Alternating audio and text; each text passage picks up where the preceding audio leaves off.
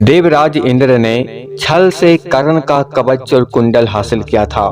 उसके बाद जब आकाशवाणी हुआ तो देवराज इंद्र का रूह कांप गया। श्री कृष्ण भली भांति जानते थे कि कर्ण के पास जब तक उसका कवच और कुंडल है तब तक उसे युद्ध में कोई हरा नहीं सकता है और कोई उसे मार नहीं सकता है।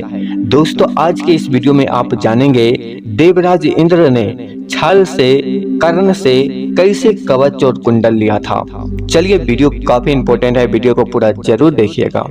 कर्ण सूर्य पुत्र थे, शक्तिशाली थे, अच्छे योद्धा होने के साथ साथ वह दानवीर भी थे।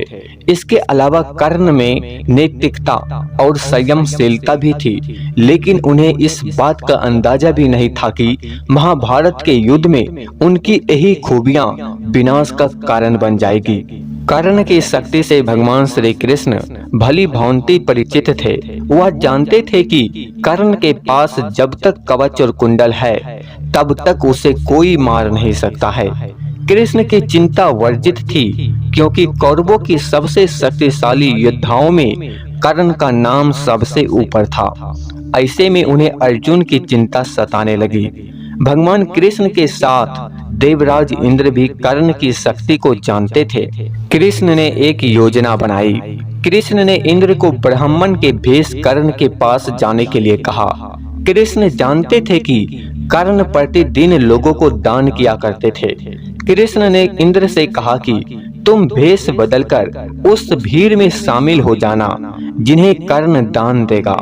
इंद्र ने ऐसा ही किया। कर्ण प्रतिदिन की तरह सभी को कुछ न कुछ दान दे रहे थे। जब बारी इंद्र की आई तो कर्ण ने उससे पूछा, आपको क्या वस्तु चाहिए? अपनी इच्छा प्रकट करो।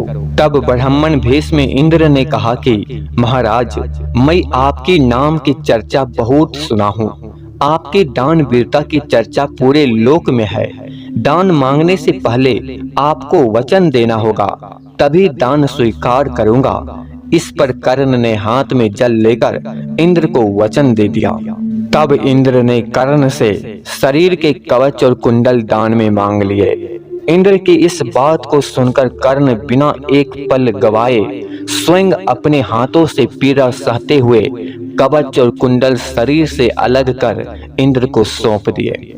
कर्ण के कवच और कुंडल लेकर इंद्र वहां से तुरंत अपने रथ पर सवार होकर भागने लगे, क्योंकि वो नहीं चाहते थे कि उनकी असलियत का कर्ण को पता चले। लेकिन जैसे ही वे कुछ दूर चले, उसका रथ जमीन में धंस गया।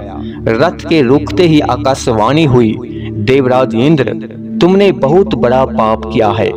अपने पुत्र अर्जुन को बचाने के लिए तुमने छल पूर्वक कर्ण के कवच और कुंडल प्राप्त किए हैं। कर्ण की जान को खतरे में डाला। अब यह रथ यहीं धंसा रहेगा और तुम भी यहीं धंस जाओगे। आकाशवाणी सुनकर इंद्र कांप गए। विनती करने लगे कि प्रभु, इस पाप से कैसे बचा जा सकता है। तब फिर आकाशवाणी हुई, अब तुम्हें दान दी गई वस्तु के बदले में बराबरी की कोई वस्तु देना होगा। इंद्र ने इस बात को स्वीकार कर लिया। तब इंद्र फिर से कर्ण के पास गए, लेकिन इस बार ब्राह्मण के भेष में नहीं।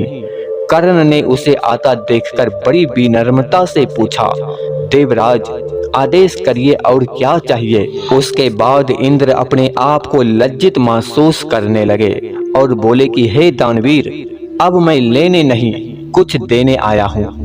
कवच कुंडल को छोड़कर जो इच्छा हो मांग लीजिए। इस पर कर्ण ने कहा, देवराज, मैंने आज तक कभी किसी से कुछ नहीं मांगा और ना ही मुझे कुछ चाहिए। कर्ण सिर्फ दान देना जानता है, लेना नहीं। तब इंद्र ने अपनी गलती कर्ण को बताई और कर्ण से कुछ मांगने का आग्रह किया, लेकिन कर्ण ने फिर वही उत्तर दिया। आखिरकार इंद्र को कर्ण के आगे लाचार होना पड़ा और इंद्र ने कहा कि वह बिना कुछ दिए तो वापस नहीं जा सकते हैं। इसलिए इंद्र ने वज्र रूपी शक्ति कर्ण को प्रदान की। इंद्र ने कहा कि कर्ण, तुम इसको जिसके ऊपर भी चला दोगे वो बच नहीं पाएगा। भले ही साक्षात काल के ऊपर ही चला देना, लेकिन इसका प्रयोग सिर्फ एक बार ही कर पाओगे। इतना कहकर इंद्र वहां से चले आए। कर्ण ने उन्हें बहुत रोकने की चेष्टा की, लेकिन इंद्र नहीं रुके। कर्ण ने इंद्र की दी हुई शक्ति रख ली। कर्ण के कवच और कुंडल दान में देने की खबर जब दुर्योधन को हुई तो उसके पैरों के नीचे जमीन खिसक गई।